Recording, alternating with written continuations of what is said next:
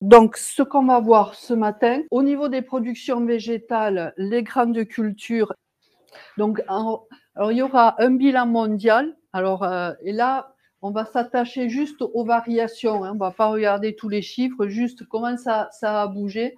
Après, un bilan au niveau français et puis voir un peu au niveau, nous, départemental, comment ça évolue. Alors, au niveau des blés, là, il y a blé tendre, blé dur. Hein, c'est les deux cumulés. On est sur des stocks donc au départ initiaux plus faibles que ce qu'on avait l'année d'avant. On est sur une production mondiale un peu supérieure, une consommation également plus supérieure qui est liée à la consommation surtout humaine au niveau des blés et donc par conséquent des stocks finaux plus bas avec un ratio stock sur conso à 32% en intégrant la Chine, hein, parce que la Chine est aussi un gros facteur joue énormément à ce niveau-là. Sur la zone euro, on est sur une baisse de la récolte. On le verra quand on va regarder au niveau français, c'est très marqué. Et si on regarde les grands exportateurs, on est sur des stocks de report bas sur ces exportateurs-là. Et c'est les plus bas depuis 12 ans. Donc, pour dire qu'au niveau des céréales, on est quand même sur quelque chose d'un peu plus tendu. Et par contre, une demande chinoise qui se réduit. Donc ça, c'est un facteur en termes de commerce qui n'est pas forcément le plus bénéfique possible. Et là, je vous ai mis la répartition de la consommation, 80% au niveau humain et industriel et 20% pour les animaux. Si on regarde au niveau de la France, donc cette année a été quand même une année particulièrement au niveau de toute la France négative en termes de rendement. Ici, vous avez les rendements, donc avec nous ici, donc des rendements autour de 50 quintaux. En sachant qu'on a des écarts très importants. Hein. On a des exploitations qui auront fait 70 quintaux de blé et on en aura d'autres qui auront fait 40. Quoi. Donc, on a une très, très grande hétérogénéité en termes de rendement. Mais c'est vrai dans toutes les cultures et pour la plupart des productions également. Quoi. Et si on regarde comment étaient les rendements en 2024 par rapport à 2023, qui était une bonne année 2023, ben on voit que la France passe tout en rouge, sauf le pourtour méditerranéen, parce qu'il y a eu un peu plus de pluie, que là, on avait eu une grosse sécheresse sur 2023, mais ce n'est pas des acteurs majeurs, quoi. Donc, donc au niveau français, c'est la récolte de blé la plus faible depuis 40 ans, donc c'est quand même très, très marqué. Et quand on regardait nos balances commerciales, ça va avoir un impact sur 2025, pas favorablement sur nos exports. Ça, c'est clair, hein, sur ce qui est le volet grande culture. Hein. Avec un taux de protéines donc correct. Alors pour nous, au niveau de notre zone, on est sur des taux de protéines et de poids spécifiques quand même moindres. Surtout si on a récolté après si on a récolté après la pluie. Voilà. Donc, et si on regarde la courbe des prix, on est donc là, 2024-2025, c'est là. On est au départ inférieur à ce qu'on était sur les années passées. Si on regarde au niveau du maïs, donc là, on était sur des stocks au départ à plus 3,2, une production en baisse. Alors, au niveau de la production, c'est très variable suivant les zones. Si on regarde les zones Russie, Ukraine, tout ça, pays de l'Est, ils ont eu beaucoup de sécheresse, donc des rendements plus faibles. Et par contre, Brésil, on est sur des tendances avec des très bons rendements. Une consommation qui progresse, et là c'est la consommation alors animale, et avec des stocks finaux qui sont en baisse, c'est important quand même, hein, moins 3,2, et c'est surtout si on regarde le ratio stock sur conso hors Chine, on n'est qu'à 8%. Donc on est vraiment sur un niveau de stock très, très bas, puisque ça représente 98 millions de tonnes, c'est vraiment très, très faible hein, à ce niveau-là. Donc ça peut aussi se dire qu'en termes de prix, ça peut avoir une dynamique positive au niveau des prix quand on a un tel niveau de stock faible. Et au niveau de la France, donc si on regarde au niveau des rendements, donc nous ici, on est cette année avec des rendements plus hauts que ce qu'on avait précédemment.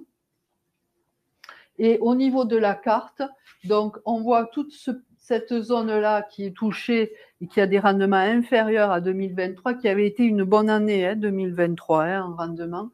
Et toute cette zone-là qui est plus favorable. Et c'est vrai qu'au niveau des maïs, au niveau maïs ensilage en particulier, on a eu des bonnes récoltes et une belle qualité.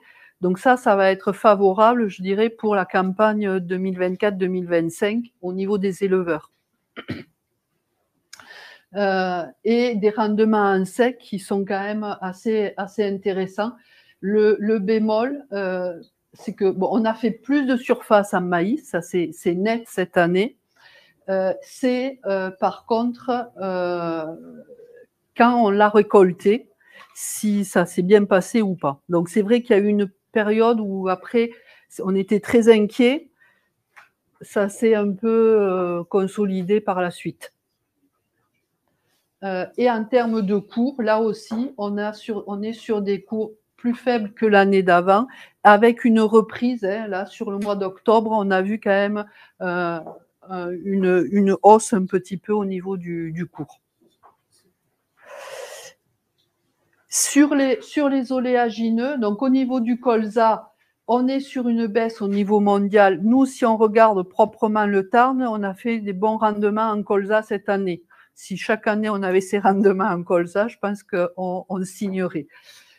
Sur le tournesol, on est sur une récolte mondiale en os. Par contre, au niveau français, on est sur une récolte plus faible. Et avec un prix en hausse par rapport au fait qu'on a un déséquilibre offre-demande et surtout sur le tournesol oléique, on a un rebond important du prix qui est lié à la trituration, au volume de trituration, où il y a une demande importante et donc vers les biocarburants. Alors là, c'est au Brésil et aux USA, mais aussi comme il y a moins d'huile de palme, du coup, et que le prix est fortement lié avec l'huile de palme, du coup, on est sur quelque chose qui a nettement progressé au niveau du tournesol oléique, ce qu'on n'avait pas vu depuis très longtemps, parce que depuis quelques années, l'écart entre le tournesol conso et oléique était très réduit, quoi. Et là, cette année, on a des écarts très conséquents. Et en soja, on est sur une progression mondiale, une production en hausse d'une façon importante, mais là qui est liée au Brésil, surtout. En France, on pèse rien, et l'Europe pèse rien au niveau soja, quoi. Alors au niveau des rendements, donc on prend la source DRAF Occitanie au niveau des rendements au niveau du Tarn. Ce qu'on s'aperçoit, c'est par rapport aux céréales à paille, on est sur des rendements plus faibles que 2023. Alors plus faible, mais quand on regarde l'ensemble au niveau régional, c'est moins marqué dans le Tarn que d'autres départements, mais d'une façon très nette quand même. Et ça va se voir aussi dans les prévisions, même si elles ne sont pas extraordinaires. On est sur des prévisions meilleures au niveau du Tarn que sur d'autres départements. Sur le maïs, on est en progression. Sur le colza aussi, et là où j'ai été surprise, moi, c'est sur le tournesol, parce que sur le tournesol, on entend de très bons rendements et puis des moins bons. Donc voilà et en maïs semence, on est proche du rendement objectif. Donc ça aura son incidence aussi. En termes de prix, donc vous allez me dire si ça vous semble, comment vous ressentez les prix qu'on a pris. Alors là, on prend toujours 3 hypothèses de prix, les mini, les moyens et les maxi, en fonction si les agriculteurs ont fait des contrats à stockage, s'ils stockent après récolte. Donc tout ça, c'est des paramètres qui rentrent en ligne de compte. Donc on essaie de moduler un petit peu tout ça. Oui. Oui, oui. Alors, ces prix-là, je dirais, c'est global. Enfin, Occitanie, vous regardez notre diapo Occitanie, vous aurez les mêmes prix. Parce qu'on est tous. Voilà. Voilà. Donc, sur le blé tendre, alors là, c'est avec les poids aux normes. Hein. Donc, par rapport à ça, des fois, si on a des qualités moindres, on est sur des prix plus faibles. Hein. En blé tendre, 205, 250 en blé tendre amélioré, en blé dur, 270. Blé dur, ça patine un peu, hein, en blé dur. Hein. Orge 180, maïs 195, sorgho 180, tournesol 440 et oléique 485. On a mis un différentiel de 45 € sur l'oléique, sur la moyenne. Le colza 430 et soja 455. Après, il y a les amplitudes. Donc, par rapport à 2023, on est en diminution sur tout ce qui est céréales et on est en progression par rapport à tout ce qui est oléagineux, protéagineux. Donc, sur les céréaliers en sec, on est sur une SAU à 125 hectares, 33 hectares de blé, 7 de blé dur et 29 de tournesol. Donc là, vous avez les EBE sur les années précédentes. Donc, ce qu'on peut remarquer, c'est 2023, on avait eu déjà une chute importante. On était à 285 € à l'hectare.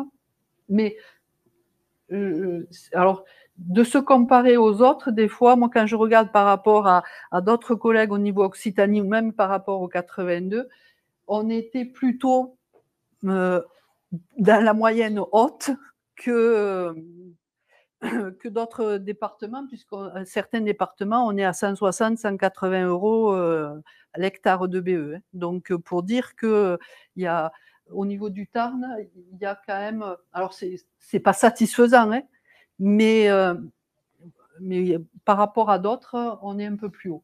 Si on regarde en termes de produits, avec les variations de prix qu'on a vues, on serait sur moins 3 en termes de produits moyens. En baisse d'intrants, moins 12%. Alors, c'est surtout au niveau des engrais, parce que semences et phyto, c'est en hausse. Et charges fixes, une légère progression au niveau des charges fixes. Alors, dans les charges fixes, il y a les cotisations exploitants, hein, MSA également. Hein. Et donc, on serait sur un EBE assez comparable à celui de 2023, qui se situerait à 294 € l'hectare, avec une amplitude de 243 à 350, en sachant que à l'exploitation, on peut avoir des amplitudes bien plus importantes. Hein. Parce que l'effet rendement, en prenant des rendements entre quelqu'un qui fait un 7 tonnes hectare et quelqu'un qui fait un 4 tonnes hectare, on est quand même sur des différences très très importantes et donc du coup au niveau EBE également des écarts très importants. Si on regarde sur les céréaliers irrigants, donc on avait eu un très bon niveau en 2021. Et là, depuis, on est sur quelque chose qui est comparable aux années 2020. Alors, 2023, on était à 349 €, à 46 000 € d'annuité, sur 133 hectares, avec un produit qui baisserait de moins 2%, et entre moins 6 et plus 1, des intrants à moins 8. Alors, pourquoi un peu moins de baisse d'intrants? Parce qu'aussi on a plus de maïs qui ont été faits, donc avec plus d'intrants à mener, quoi. Même si le coût à l'hectare est plus faible, le fait d'avoir plus de maïs, ça génère une charge supérieure. Le facteur positif, c'est moins de conso d'eau, donc moins d'énergie pour irriguer. Et par contre, des charges fixes, là aussi, plus restreintes, du fait qu'on a aussi la baisse du carburant qui interfère dans ce poste-là. Et également les cotisations MSA, puisque là, on intègre cette année-là qui n'était pas une année, une bonne année.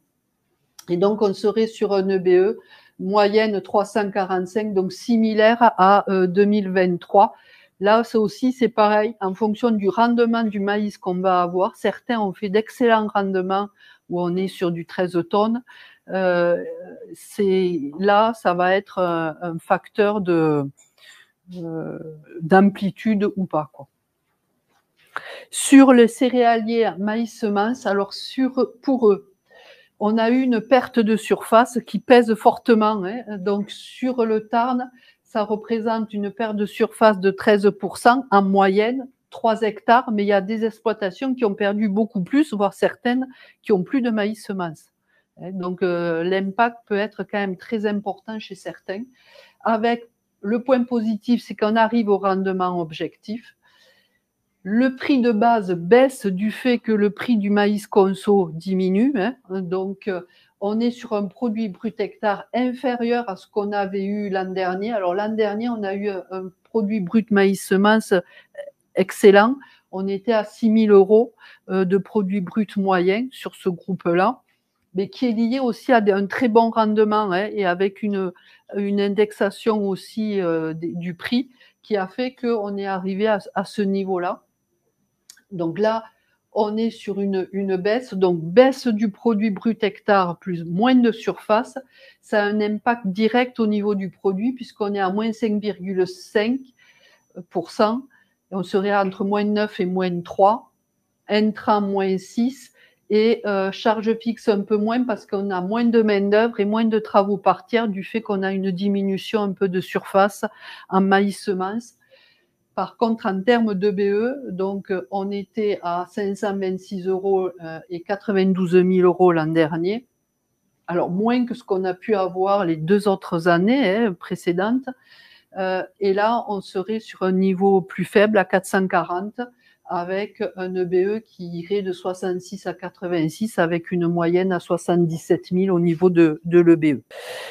Et en termes de revenus disponibles, en termes de revenus disponibles, donc on serait sur 2024 entre 17 000 et 30 000, en sachant qu'on a dit niveau d'annuité là modéré au niveau du tas. On est sur 128 € d'annuité au niveau des céréaliers en sec à l'hectare, en irriguant à 161 et en maïs semence à 240. Donc on reste sur des niveaux d'annuité assez raisonnables. Mais il ne faut pas aller au-delà. Vu les conditions qu'on a actuellement, il faut être vraiment prudent par rapport à ça.